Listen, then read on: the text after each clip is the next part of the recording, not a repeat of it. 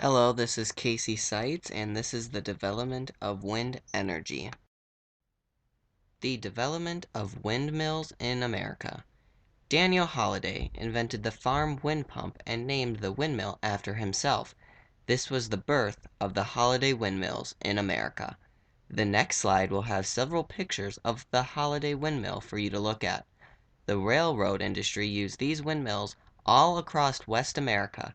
Everywhere that there would be a pit stop for the railroad, there would also be a Holliday windmill. The Holliday windmills had been used to pump water out of the ground for thirsty steam locomotives. We can thank the railroad industry for starting the development of wind energy in America. Like I had said earlier, here are several pictures of the Holliday windmill. Some of these windmills are still standing today.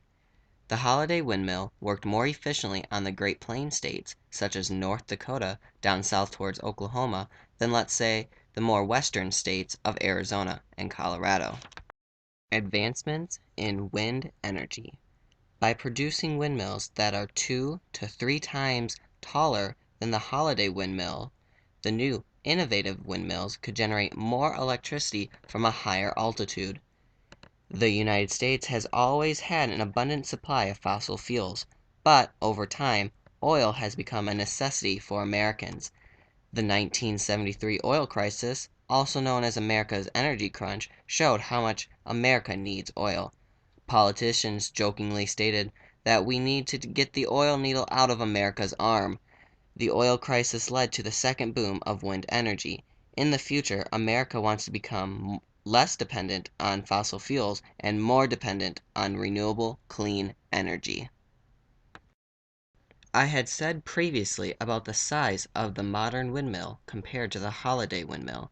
These pictures are sort of drawn to scale if these two windmills were put side by side with one another. California, taking the lead. Because of the oil crisis, individual states began to look for other forms of energy. California discovered that they could produce a large sum of their energy needs from the wind. In other words, it was like California rediscovering the windmill. California soon began production on the development of large wind farms. A wind farm are numerous windmills put in close proximity with one another. The problem with wind energy had been the high cost of development of windmills.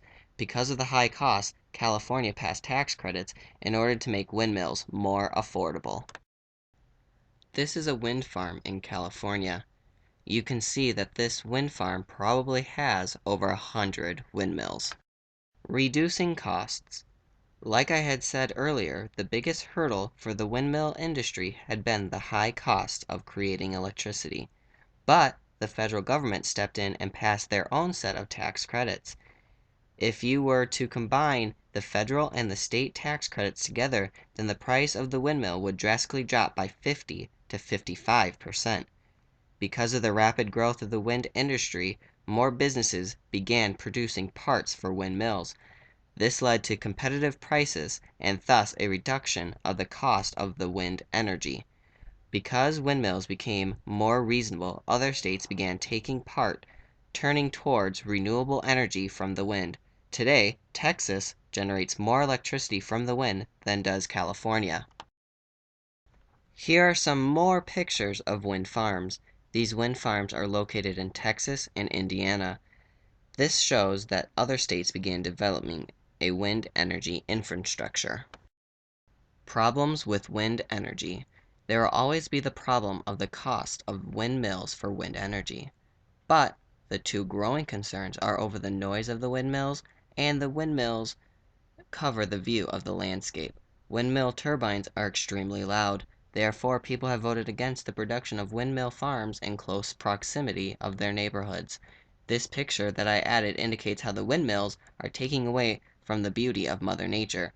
People that live near mountain ranges would rather look at the mountains without the view of windmills popping over them.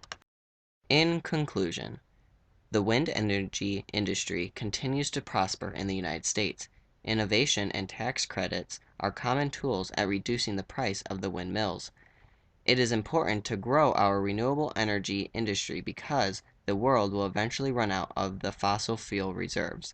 The United States government has a set goal that by 2030 wind energy should be powering 20% of America's homes.